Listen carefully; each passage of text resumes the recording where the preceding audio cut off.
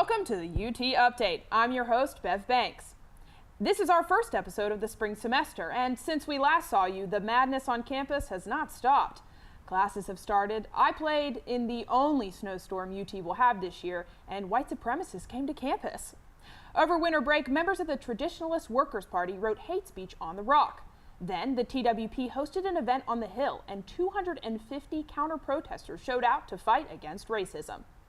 While white supremacists were on the Hill, a war zone was created on Volunteer Boulevard. The university's main road looks like a scene from a horror film, most likely called the Deadly Cone Zone.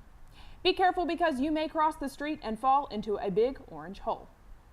In the world of UT sports, reports have surfaced that Butch Jones is in talks with Alabama about a future position with the Crimson Tide.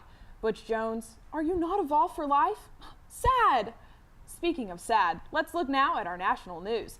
President Trump has kept busy since the start of 2018 with his usual tweets and collusion with Russia. Oops, those reports haven't come out yet. But when they do, you'll hear this coming from the White House. Midterm elections are happening all across America. In an interesting twist, former coal executive Don Blankenship has announced his run for West Virginia State Senate seat. Blankenship went to jail for a year after his failure to implement safety standards in coal mines. His carelessness contributed to the explosion of the Upper Big Branch mine, which killed 29 miners in 2010. It is amazing how in this day and age, an ex-convict can run for office. I mean, what's next? A child molester running for office? Oh wait, that already happened.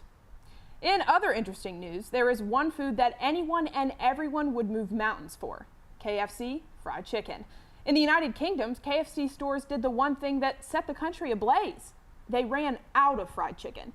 Citizens are outraged that their favorite meal is no more. I pray the chicken gods will restock this tasty treat for all the Brits. The popular Amazon gadget Alexa is the newest fly on the wall. There are reports that the smart speaker is listening to conversations without customers' knowledge. In one instance, Alexa heard a cat food advertisement and ordered one lucky kitty their next meal. The movie Black Panther has taken the box office by storm and apparently bothered several people in a small town in Illinois. The town of Wauconda, Illinois has received many phone calls with people screaming "Wakanda forever" and asking if vibranium is available for the fans.